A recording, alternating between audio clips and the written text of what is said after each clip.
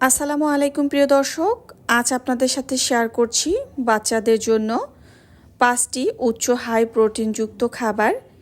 আপনি যদি বাচ্চাকে মাছ মাংস নাও খাওয়ান, এই খাবারগুলো যদি আপনি বাচ্চাকে নিয়মিত তৈরি করে খাওয়ান, এতে কিন্তু বাচ্চার প্রোটিনের চাহিদা পূরণ হয়ে যাবে, বাচ্চার রোগ প্রতিরোধ ক্ষমতা বৃদ্ধি পাবে এবং সেই সাথে বাচ্চার মেধার বিকাশে সহায়তা করবে। প্রিয় দর্শক, এই খাবারটি তৈরি করার জন্য এখানে আমার প্রথমেই লেগেছে কিছু পরিমাণে মুগ ডাল। মুগ ডালে রয়েছে সোডিয়াম, পটাশিয়াম এবং আয়রন। মুগ ডালে প্রচুর পরিমাণে পুষ্টি উপাদান রয়েছে, এছাড়াও এতে প্রচুর পরিমাণে ডায়েটরি ফাইবার রয়েছে এবং প্রোটিন রয়েছে। এই পুষ্টিকর ডালে vitamin A, vitamin C, vitamin B two, vitamin বি6, ভিটামিন বি5 এবং ভিটামিন বি3, সেই সাথে প্রচুর পরিমাণে ক্যালসিয়ামও রয়েছে। এর সাথে আমি দিয়ে দিয়েছি 2 রকমের বাদাম এবং সাথে দিয়েছি কিশমিশ। অবশ্যই প্রোটিনের অন্যতম উৎস হচ্ছে বাদাম। আপনারা চাইলে যে কোনো এক ধরনের বাদাম দিয়েও কিন্তু বাচ্চার জন্য খাবারটা তৈরি করতে পারেন এবং বাচ্চার স্বাস্থ্যের জন্য যেন বাচ্চার স্বাস্থ্য মোটা হয় সেই কারণে কিন্তু অবশ্যই চেষ্টা করবেন বাচ্চার খাবারে কিশমিশ দিতে। তো একই সাথে কিন্তু আমি সেই সাথে দিয়েছি ওটস। তো এভাবে মুগ ডালটা হালকা টেলে নেওয়ার পরে আমি 2 রকমের বাদাম আর কিশমিশ দিয়ে একই সাথে টেলে নিয়েছি এবং সেই সাথে ওটস দিয়েছি।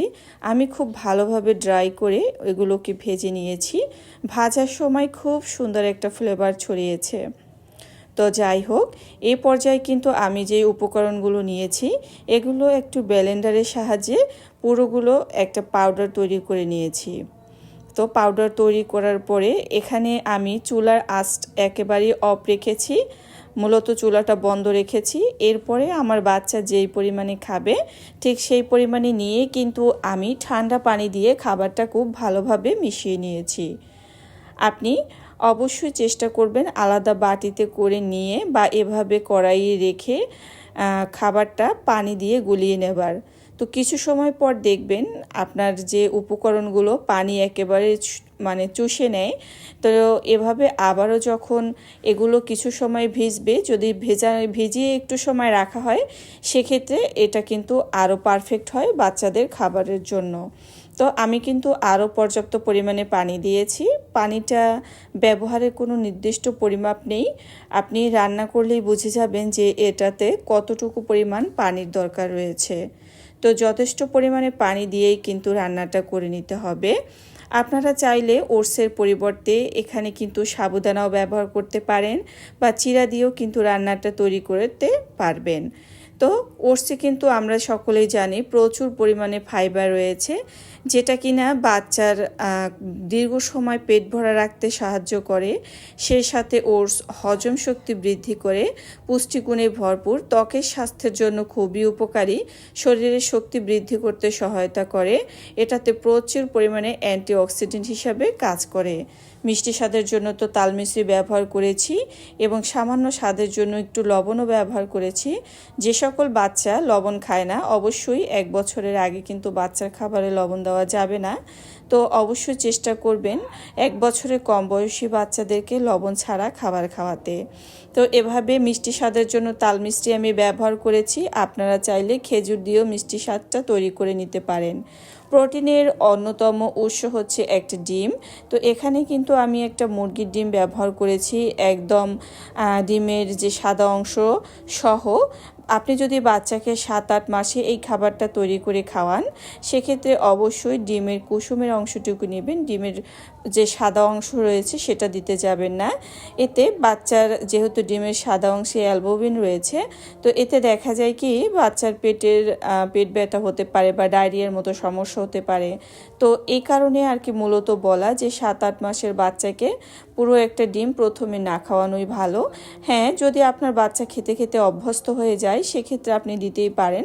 আর যদি এভাবে সমস্যা হয়ে থাকে তাহলে কোনো দরকার নেই, শুধু ডিমের কুসুম দিয়েই খাবারটা রান্না করে নেবেন। তো এভাবে কাঁটা চামচের সাহায্যে খুবই ভালোভাবে মিশিয়ে নিচ্ছি। দেখতেই পাচ্ছেন কোনো ডিমের কিন্তু কোনোভাবেই দলা পাকায়নি, এবং দুধ হচ্ছে প্রোটিনের আরও একটি ভালো উৎস। তো এই পর্যায়ে জাল করা দুধ আমি মিশিয়ে দিয়েছি। আপনারা চাইলে পুরো রান্নাটা দুধ দিয়ে করতে পারেন, কিন্তু এখানে যেহেতু আমি যে একটা মুগ ডালের যে একটা পাউডার তৈরি করেছি এতে প্রচুর বেশ ভালো মানের কিন্তু পানির দরকার হয়েছে। তো আসলে এত দুধ দিয়ে রান্না না করলেও এভাবে পানি দিয়ে শুরুতে রান্না করে নিতে পারবেন। যে সকল বাচ্চা গরুর দুধ খায় না তাদের কিন্তু শুধু এভাবে মানে নর্মাল পানি দিয়েই খাবারটা রান্না করে দিতে পারবেন।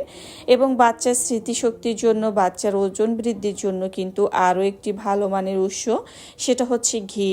তো ঘিতেও কিন্তু প্রচুর পরিমাণে প্রোটিন রয়েছে। তো আমি চেষ্টা করেছি যেন মাছ মাংস ছাড়াই বাচ্চাদের এমন কিছু খাবার তৈরি করে দেওয়া যায় যেগুলো খেলে কিনা বাচ্চার প্রোটিনের চাহিদা পূরণ হয়ে যাবে। তো আপনি দেখতেই পেয়েছেন, আমি কিন্তু ভিডিওতে বলেছি যে এখানে আমি 5টি যে প্রোটিন সমৃদ্ধ খাবার দিয়েই কিন্তু বাচ্চার যে খাবারটা তৈরি করেছি। তার ভিতরে কিন্তু প্রোটিনের যে খাবারগুলো রয়েছে তার ভিতরে প্রথমেই রয়েছে মুগ ডাল, এবং সেই সাথে রয়েছে বাদাম, দিয়েছি দুধ, সেই সাথে রয়েছে ডিম, এবং সাথে দিয়েছি ঘি। ঘি দিয়ে যদি বাচ্চাকে খাবার খাওয়ানো হয় অবশ্যই খুব ভালোভাবে খাবারটা জাল করে নিতে হবে। তো এই 5টি খাবারে কিন্তু প্রচুর পরিমাণে প্রোটিন রয়েছে। তো চেষ্টা করবেন বাচ্চাকে এভাবে প্রোটিন সমৃদ্ধ খাবার তৈরি করে খাওয়াতে। বাচ্চার রোগ প্রতিরোধ ক্ষমতা বাড়াতে সহায়তা করে, এবং সেই সাথে বাচ্চার মেধার বিকাশে সহায়তা করে, এবং সেই সাথে বাচ্চা সুস্থ স্বাস্থ্যের অধিকারী হয়। বাচ্চা শুধু মোটা হলেই হবে না, বাচ্চাকে পুষ্টিকর খাবার খাওয়াতে হবে। তো অবশ্যই চেষ্টা করবেন বাচ্চাকে নিয়মিত পুষ্টিকর খাবার খাওয়ানো এবং বিভিন্ন সময় বিভিন্ন রকমের খাবার তৈরি করে খাওয়াতে। এতক্ষণ সাথে থাকার জন্য অসংখ্য ধন্যবাদ। আল্লাহ হাফেজ। আসসালামু আলাইকুম।